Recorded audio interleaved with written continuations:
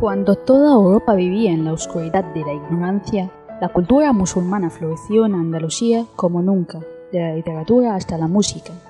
Siempre hay gente que quiere negar esta gran influencia. Vemos cuando gobernaron los musulmanes que los habitantes de Andalucía eran religiosos. Había libertad de religión.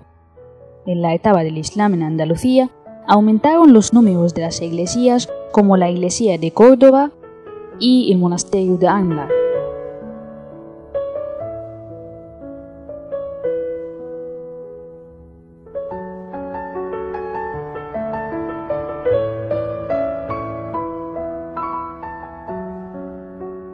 Los evangelios fueron leídos por los musulmanes y los cristianos. Los judíos vivían en paz con los musulmanes y tenían sus tribunales especiales con su legislación.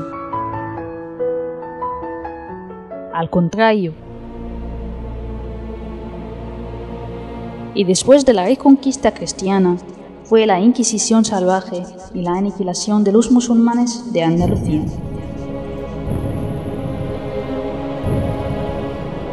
El coronel francés Limouteski escribió: «Cayó Granada, el último estado islámico en España, 1497, y la lástima de los musulmanes allá era la más cruel en la historia. En este periodo sucedieron crímenes salvajes cometidos por la Inquisición para aniquilar España de las influencias de los musulmanes y el Islam, y el exterminio de su tradición, la cual floreció en este país durante 8 siglos. Muchos musulmanes andaluces emigraron al norte de África después de la caída de su imperio, huyendo con su libertad, su religión, de la injusticia de los cristianos españoles.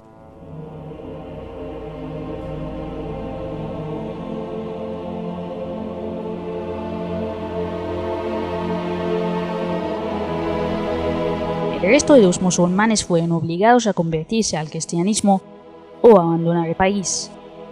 La sección de inspección se actualizó, que fue apoyado por el corte y la iglesia en cometer los terribles crímenes contra los moriscos.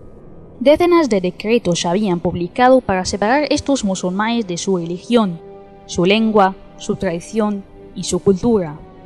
El cardenal Jiménez quemó decenas de miles de libros islámicos y la legislación islámica y decretó un orden real en 20 de junio 1511, en el que obligó a todos los habitantes convertidos al cristianismo recientemente a entregar sus libros árabes. Y siguiendo los decretos y los órdenes reales para prohibir la lengua árabe. Después que pasó 4 siglos a la caída de Andalucía, Napoleón envió su compañía a España, publicó un decreto 1811 para eliminar los sectores de la Inquisición. El coronel Limouteski, uno de los oficiales en la campaña francesa en España, escribió: «En 1809 estaba con el ejército francés que luchaba en España. Campaña estaba en Madrid. El emperador Napoleón había decretado un decreto para eliminar los tribunales de la Inquisición en España, sino que este fue descuidado. Los inquisidores insistieron en matar a cada soldado francés que encontraron, vengando del emperador y su decreto contra estos tribunales salvajes, y para amanecer el ejército francés para que dejara el país. Una noche, cuando estaba andando, cruzando una calle casi vacía en Madrid, de repente aparecieron 2 hombres armados que querían matarme, pero yo me defendí. Si no hubiera pasado una campaña de nuestro ejército, habría muerto».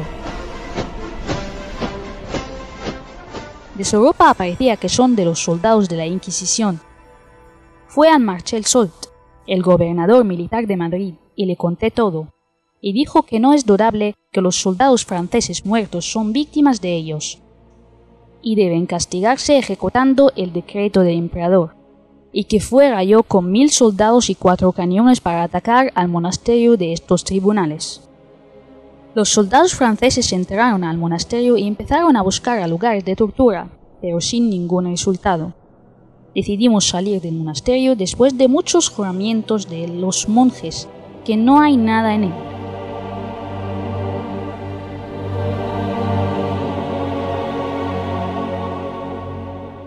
El soldado de Lel me dijo: «El coronel me permitiera que diría algo, que nuestra misión no ha terminado todavía. Dijo: quiero buscar en el suelo de esta habitación, que mi corazón me dice que el secreto está debajo.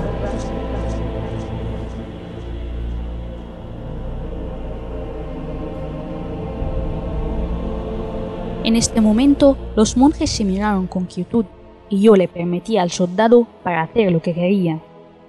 Los soldados empezaron a lanzar a las alfombras las que estaban sobre el suelo. Les ordenó desparramar mucha agua al suelo en cada habitación, hasta que el agua se centró en una habitación. El soldado Delel aplaudió de alegría y dijo: esta es la puerta. Miramos para ver una puerta en el suelo y los soldados empezaron a romper la puerta con sus fusiles. Se abrió la puerta y nos apareció una escalera que conducía abajo. Bajé la escalera y me siguieron los soldados llevando sus espaldas hasta que llegamos a una habitación muy grande. Es la aula del tribunal. En su centro había una columna de mármol. En ella había un anillo de hierro atando por cadenas para que se cadenen los condenados inocentes. Delante de la columna se ponía la terraza de los jefes del tribunal de la Inquisición. Desviamos a las aulas de la tortura y el desgarro de los cuerpos humanos, las que extendieron a un lugar muy grande debajo del suelo, en las que vi lo que me provocó, lo que me hizo sentir escalofrío en mi cuerpo y lo que me dio asco en toda mi vida.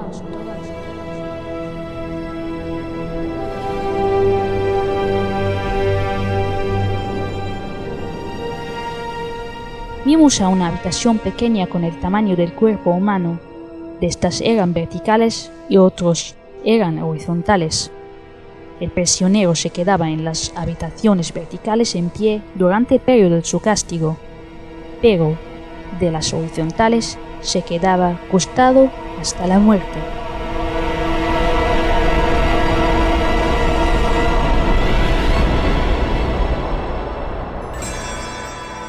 Los cadáveres se quedaban hasta descomponerse y descubrimos esqueletos todavía estaban condenados. Encontramos un método de tortura. En este la víctima fue inmovilizada y luego dejaban gotear agua para su garganta hasta casi ahogarse. Y otro método de tortura que se llamaba Virgen de Hierro. En él, las puertas al igual que el espaldar tenía púas largas y afiladas. Forzada a la víctima a pararse dentro del aparato.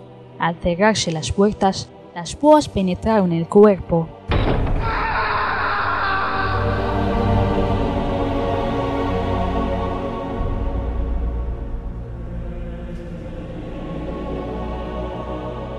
Pero no mataban de inmediato al acusado, pues estaban fijados de tal forma que no lesionaban órganos vitales, así prolongándose la tortura hasta causar, con el andar del reloj, una muerte vilmente cruel. Se agravaba todavía más la tortura al abrirse y cerrarse las puertas sobre la víctima más de una vez. Cuando los habitantes de Madrid lo vieron, fueron al monasterio y mataron a todos los inquisidores.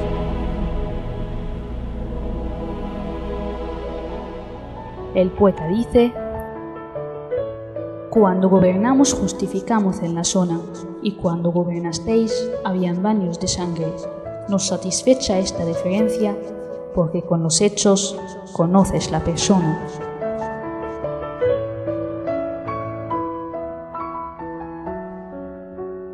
Preparado y presentado por Yomna Mahmoud y el ingeniero de sonido Yasser Abderrahman.